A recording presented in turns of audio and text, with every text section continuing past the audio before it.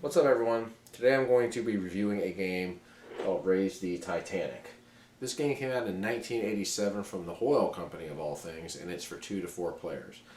I was kind of conflicted as to whether or not I wanted to do a review on this game or not because it's based on a tragedy, the sinking of the Titanic. I know when this game first came out, it was not well received by the survivors of the Titanic sinking, and so it was scrapped soon afterwards. However, this game is really hard to find. It's rare, and it's got like some interesting components in it. So I figured I'd go ahead and just do a review on it, just for educational purposes, and just anybody who is curious about the game. But anyway, the object of this game is you are going to be trying to be the player that has the most money at the end. What you're going to be doing is you're going to be salvaging things from the ship, certain engine parts, certain things, and you're also going to be earning something called fame points. Got some interesting elements in this game and some interesting components for sure. So anyway, let me go ahead and show you how this game works. Okay, everybody, I'm going to go ahead and show you some of the components to this game over here. The first thing is your ship, and the ship is on this spring-loaded rod over here. And I've already filled it up with some of these artifacts. And basically what's going to happen after you fill the ship up, it's going to start to sink lower down to the bottom over here. And as you remove these artifacts, the ship is slowly going to raise up. And when you've removed the last artifact, it's going to end up over here. So that's kind of one of the reasons why it's called Raise the Titanic. Speaking of the artifacts, here are some. There are 6 different types of these metal artifacts over here. And let's see, you've got a foghorn, you've got a safe, you have what looks like gold bars, you have an anchor, you have, it looks like some kind of pipe of some kind, and then you have the propeller.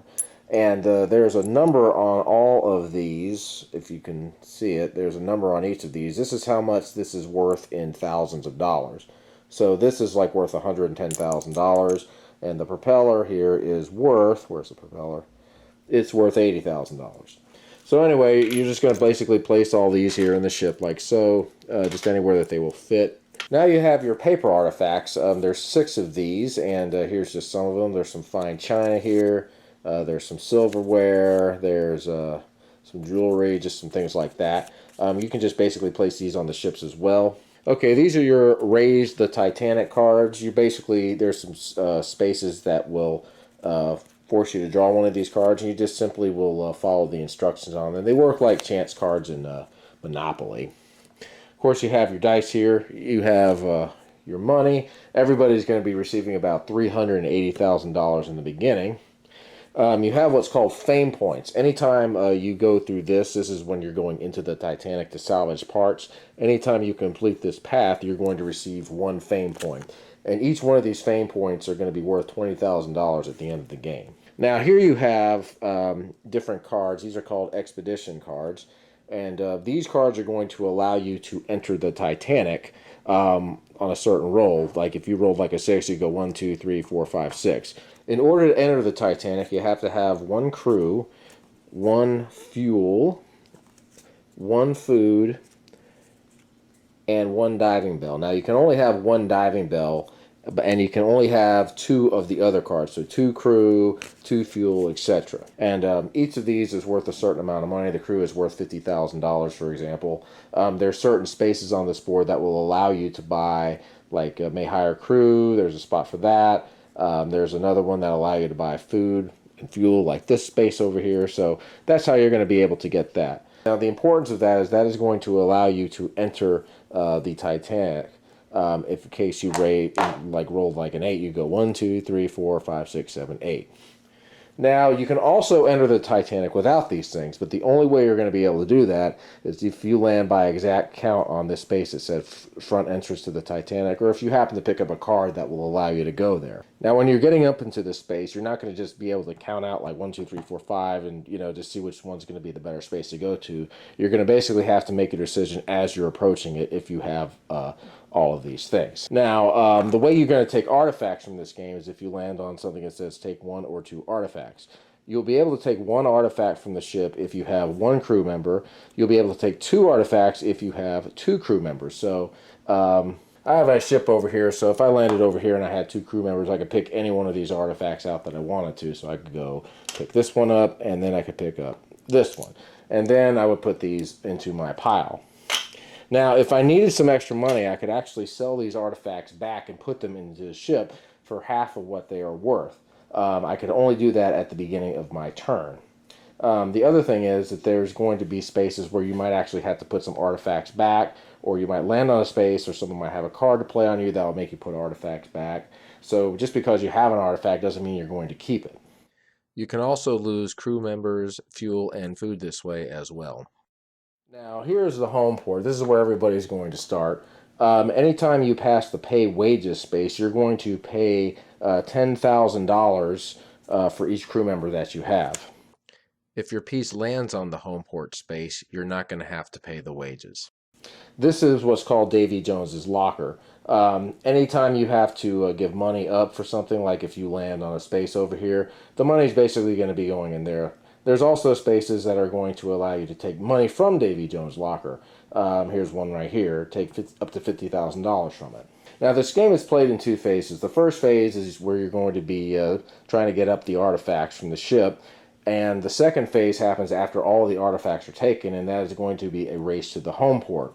What's going to happen is after all of these artifacts have been taken, that person, whoever has gotten the last artifact, is going to receive what's called the ship's log. This log is worth $100,000. And I believe the person's going to get some kind of a financial bonus too. But anyway, after that happens, the person that has a ship's log is going to go here, and everybody else is going to go back to the home port. And basically what it is, it's going to be a race back to the home port, and whoever ends up having the ship's log is going to earn an extra $50,000. So, also, if you end up rolling doubles, you're going to go again. You can go as many times as you want as long as you keep rolling doubles. Let's say this guy has the ship's log. Anybody who has a ship's log is going to roll one die, and everybody behind him is going to roll two dice. So if this guy, let's say this guy's over here, and this guy ends up rolling a 6, and he's here, he goes here, 3, 4, then this guy is going to end up picking up the ship's log, and then he's going to roll one die and move on. So basically, there's going to be a lot of switching around with the ship's log as these players are jockeying for position. And basically, whoever ends up with the ship log and ends up at the home port is going to win that part of the game. Now, of course, the unique thing is whoever has the ship log is still going to have to roll 1, and the others are going to roll 2. So there's going to be a lot of switching around, as I said. But anyway, the game is basically going to end after the person reaches home port with a ship log, and then everybody's going to go ahead and count up all of their points and their money. I'm just doing this just to kind of show you this thing raising up. You basically count all your cash. Every fame point that you have is going to be worth $20,000. And then you're also going to add up the money that you got from your artifacts by simply looking at the number that's on them. And I'm not sure if you get money for the crew. It doesn't really say in the instructions that I read.